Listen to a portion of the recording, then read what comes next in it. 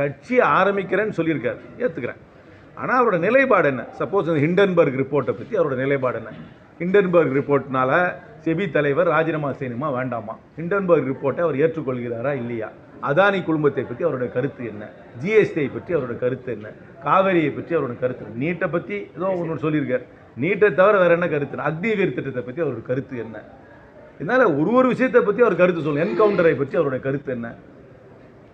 அப்புறம் ஆணவ கொலையை பற்றி அவருடைய கருத்து என்ன? கருத்தை சொல்லாமல் ஒரு அரசியலுக்கு வருகிறார் என்றால் அவரை பற்றி நான் எப்படி இடை போட முடியும்? அரசியல் கட்சி ஆரம்பிக்கிறேன்னு சொல்கிறாங்களே, what to they stand for? ஒரு நிலையிலையும் என்ன நீங்கள் கேட்குறீங்கல்ல, இப்போ நான் வரேன், வந்த உடனே ஒரு விஷயத்திலையும் கேட்குறீங்க, என்னுடைய நிலைப்பாடை கேட்குறீங்க, ஒருத்தர் மீது போட்டிருக்க கூண்டாஸை பற்றி கேட்குறீங்க, அது சரியா தவறான்னு கேட்குறீங்க. அதுக்கு நான் கருத்து சொல்கிறேன். ஹிண்டன்பர்க் ரிப்போர்ட்டை பற்றி நான் பேட்டி கொடுத்துருங்க. நான் அக்னிவீரை பற்றி நாங்கள் எங்களுடைய கருத்தை சொல்கிறோம். அதனால் கருத்தை சொல்ல வேண்டும். அவருக்கு அரசியல் கட்சியை ஆரம்பிப்பது அவருடைய உரிமை.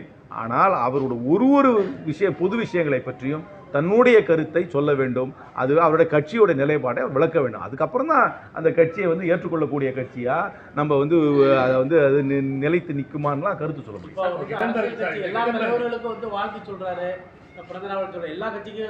That is not politics. That is just basic courtesy. ரைட்டுங்க. அப்புறம் ஹிண்டன்பர்க் பற்றி சொல்லலாமே. இன்றைக்கி ஹிண்டன்பர்க் நேற்று நடந்திருக்கு. ஹிண்டன்பர்க் அறிக்கையை அது அவருடைய கருத்து என்ன? செபி தலைவர் ராஜினாமா செய்ய வேண்டுமா, இல்லை இதை மற்ற கட்சிகள் பாஜக சொல்லும் கருத்தோடு ஒத்து போகிறாரா? பாஜக ஹிண்டன்பர்க் ரிப்போர்ட் காங்கிரஸ் கட்சியோட சதி அப்படின்னு சொல்கிறாங்க.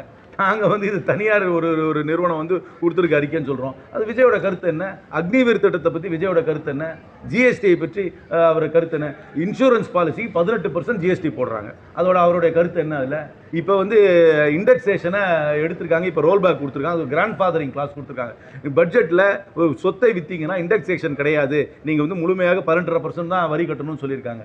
அதை பற்றி விஜயோட கருத்து என்ன? இந்த பட்ஜெட்டை பற்றி அவருடைய கருத்து என்ன? இப்போ பங்களாதேஷில் நடக்கிற ஆட்சி மாற்றத்தை பற்றி அவரோட கருத்து என்ன?